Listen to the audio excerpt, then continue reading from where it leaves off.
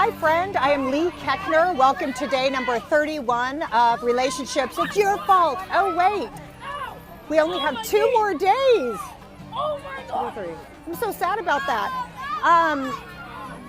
We're going to start with 3 deep breaths. If you join me in uncrossing your legs, putting your feet on the ground, closing your eyes, and we're going to breathe in through our nose and out through our mouth. In through our nose and out through our mouth. In through our nose and out through our mouth. That's a great thing to do when you're chaperoning a whole bunch of kids in a public place with a lot of animals. Live from Underwood Family Farms, I'm coming at you today. And our topic today is soul gazing. Soul gazing. So you know, the other day we were seeing the goodness in people. Soul gazing is something that's super cool, and it connects you with another human being in a deeper way. So remember I told you when I started getting mindful and looking deep in my kids' eyes when they spoke to me, instead of like, what do you want? I would get down on their level and look. And that my son Sergeant, it was so overwhelming that he would kind of look away and he would get so overwhelmed. So soul gazing is kind of getting in a relaxed place. It's best to be done with a romantic partner or your lover or your husband or whatever. And it creates a new level of intimacy with you. So you'll notice when you do soul gazing, it's where you face each other. You set the intention to soul gaze to see each other's true self, who they really are, not just what's going on the outside.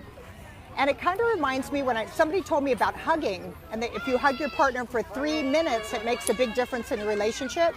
And I remember I did it once with Dave, especially when we were fighting. I was like, can I have a hug? And he was like, yes, and stood there kind of stiff, and I put my arms around him. And after 1 minute, my kind of anger subsided. After 2 minutes, my body kind of softened, and in the 3rd minute, I was just so happy to be held by him. And the same kind of thing happens with soul gazing. When you start it and you look into each other's eyes, it might feel embarrassing, it might feel awkward. All of the feelings that bother you about them or the things that you're mad at them might arise. And maybe you can't do it very long. But as you continue to add time to it, or if you set the intention, no matter what, we are going to hold each other's gaze for 3 minutes. And you set a timer and you look in their eye and just don't break. You can blink, of course, but just hold it with the intention of seeing your partner's or your lover or even your child or dear friend. You can do it with anyone. There's just something intimate about it when it is your lover. And you look in their eye, and at first thoughts might come up, and you just notice the thought and let it pass and just stay in it and stay in the stare. And it's the same kind of thing. The first minute feels awkward. The second minute feels like this is going to go on forever, but it doesn't feel quite as awkward.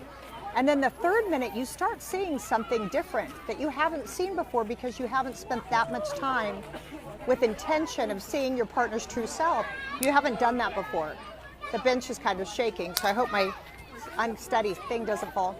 So try that, you guys, soul gazing.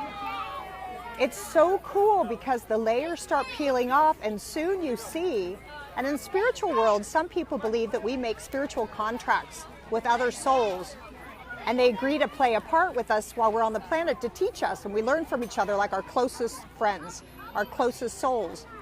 So it's neat to look into that person's eyes with, inside of you is a piece of God or your true self. Let me see that part of you, because that transcends all of the human stuff and all of the stories that we may be holding. So you guys, that's what I say is, let me make sure I got it all. 3 minute hugging. Oh, the other night I said today, would you soul gaze with me? And he said no. He doesn't like when I do spiritual stuff with him because he feels like I'm trying to push it on him. But I said, please, will you soul gaze with me for 3 minutes? And he was like, 30 seconds. And I go, 2 minutes. He goes, 45 seconds. And I said, at least 1 minute. And he goes, okay. And then we didn't do it at all. But we did have sex, so I was happy about that. We're on a roll, people. So anyway, try soul gazing. Go through the uncomfortable period. Get through the opening period, and then the 3rd minute is really the connecting period, and you see a little spark in your partner that you haven't seen before, and you see their true self, which is their most powerful self. My quote today is, look into my eyes and see my brilliance. Look into my eyes and see my brilliance, because inside of us is all our magnificent, our heart, our love, our direct connection to God. So let's see that in each other. You might see a whole new sexy in your partner if you allow that, and you might see how powerful your kids are if you look in their eyes that way with the intention of seeing their true self. God, thank you for our eyes. Thank you for the things that we can do to deepen in not only ourselves, but with our relationships with those around us.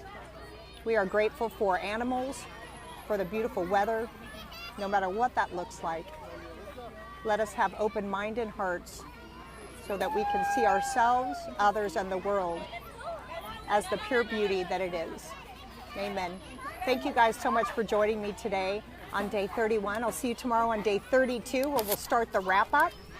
And use the simple tool of lovingly staring, soul gazing, not staring in the eyes, looking through the eyes to the soul.